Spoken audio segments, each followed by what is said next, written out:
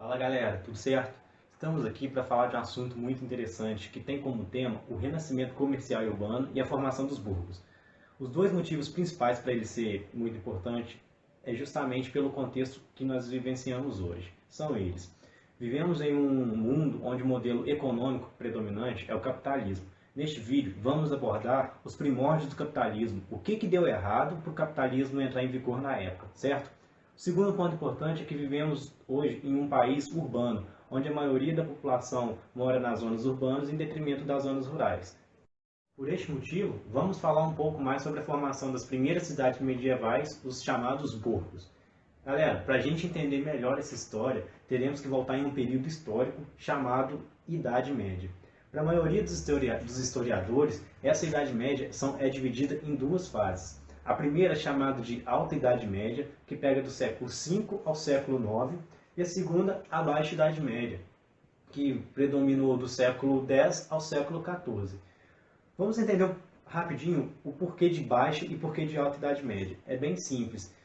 A Alta Idade Média recebeu esse nome dos historiadores pelo modelo político-econômico vigente na época, que deu muito certo, que atendeu e foi eficaz no período. E a Baixa Idade Média, como já é um pouco lógico de pensar, foi quando esse modelo político-econômico entrou em crise, entrou em colapso. Que modelo político-econômico é esse? O feudalismo.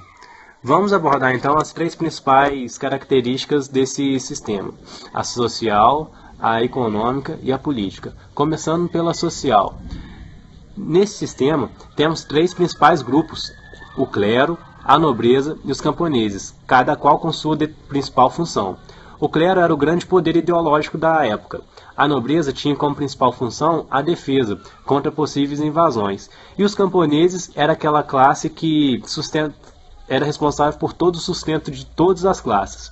Uma curiosidade é, o clero e a nobreza, eles eram isentos de impostos, certo? Ou seja, os camponeses era a classe que pagava imposto para todas as outras.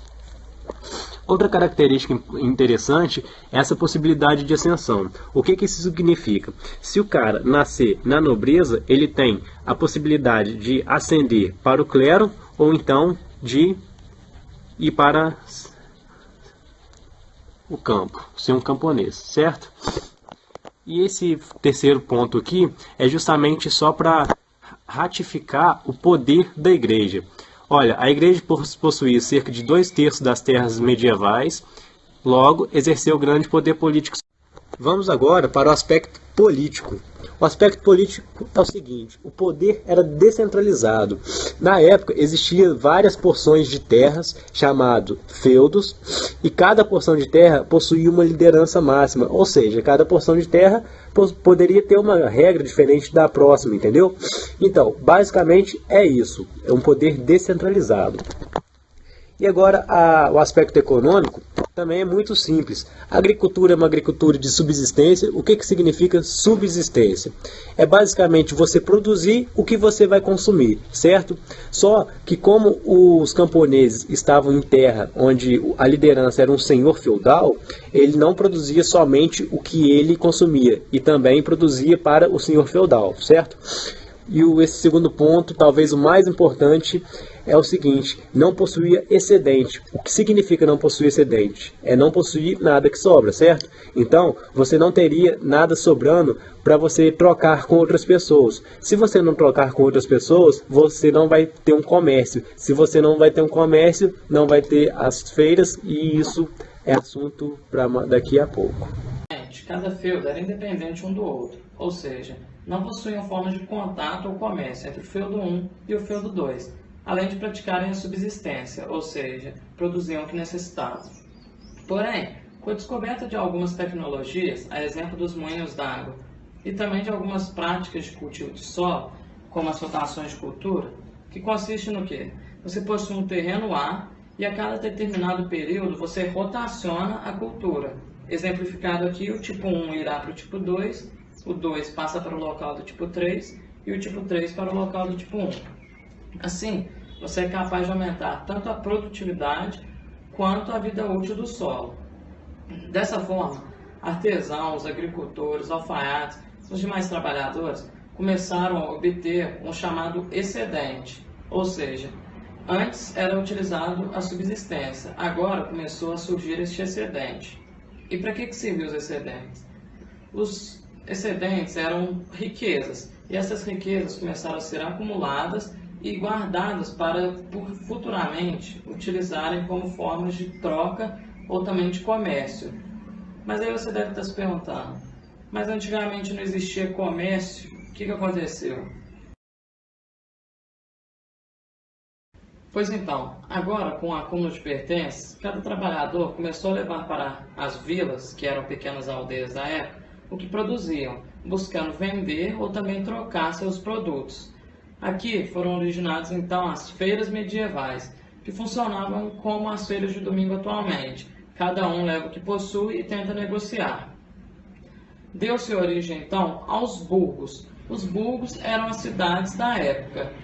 Além disso, também surgiu uma nova classe social, a burguesia. Este nome era dado pois eram os habitantes dos burgos, que buscavam sempre o enriquecimento, buscando vender ou negociar os seus pertences.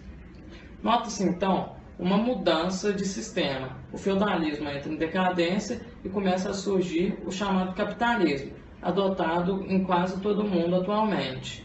Mas não são só as feiras medievais que foram capazes de retomar este comércio. Outro evento importante dessa época foram as cruzadas. As cruzadas foram expedições militares de cristãos contra muçulmanos que teve como objetivo principal conquistar, ocupar e manter a Terra Santa sob domínio cristão, Terra Santa onde hoje é a Palestina. Foram quase 200 anos de guerra que se estenderam do século XI ao século XIII, e a primeira grande batalha, a primeira grande guerra, foi convocada pelo Papa Urbano II e ela fracassou. A partir de então houveram mais de 10 edições, mais de 10 grandes batalhas em que crianças lutaram, mulheres, camponeses, e muitas vezes as pessoas já não sabiam mais o porquê de estarem lutando, devido à grande duração do que foi as cruzadas. Muitas vezes o avô lutava, o pai lutava e o filho já não sabia mais o porquê de estar lutando. E essas guerras então só serviram para aumentar os conflitos religiosos já existentes entre o Oriente e o Ocidente. E apesar de não terem sido bem sucedidas, as cruzadas ajudaram a contribuir para o renascimento comercial da Europa. Muitas vezes os cavaleiros, ao retornarem das batalhas, eles saqueavam cidades e montavam feiras nas rotas comerciais. Mas quais eram essas rotas? As rotas de comércio foram um elemento essencial do renascimento comercial, pois constituíam as artérias por onde fluía a vida mercantil da época. As principais rotas da Europa eram as do Mediterrâneo, do Mar do Norte e da Champagne. A rota do Mediterrâneo ligava Constantinopla e Alexandria aos portos da Europa. Era dominada pela cidade de Gênova e Veneza, que haviam conseguido obter monopólios comerciais nos principais portos do Mediterrâneo Oriental. Veneza, por exemplo, monopolizava o comércio com Constantinopla. A rota do Mar do Norte ligava aquele mar ao Báltico e penetrava no interior da Rússia, onde seguia os antigos caminhos percorridos pelos varegues, normandos originários da Suécia, descendo o curso dos rios de Dnieper, Dniester e Don. Os mercadores alcançavam o Mar Negro e de lá chegavam a Constantinopla, onde vendiam peles, mel, trigo, âmbar e metais. A rota da Champagne ligava a Itália a Flandres, passando pela região da Champagne, na França. A Flandres possuía inúmeras manufaturas de panos e um comércio bastante desenvolvido, enquanto a Itália fornecia artigos de luxo produzidos localmente ou importados do Oriente. As principais rotas de comércio eram ligadas a rotas secundárias. A rota da Inglaterra unia as ilhas britânicas a Flandres, principalmente pelo comércio de lã. Para chegar a Champagne, os comerciantes espanhóis utilizavam a rota de Pirineus, os alemães a rota do Reno.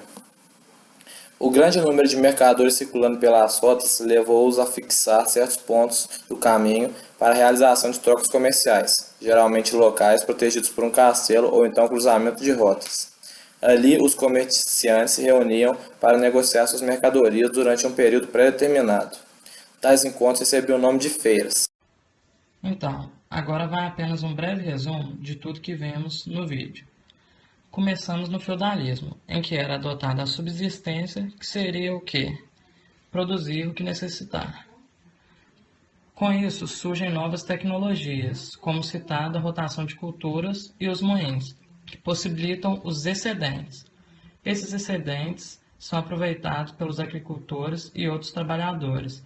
Com isso, vão para as vilas, iniciando o comércio e formando as feiras.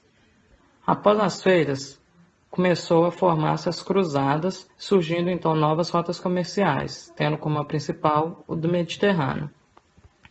Com essas rotas, os burgos foram formados e eram habitados pela burguesia, a nova classe social. Assim se deu o renascimento comercial e urbano, que é dito pela transição do feudalismo para o capitalismo.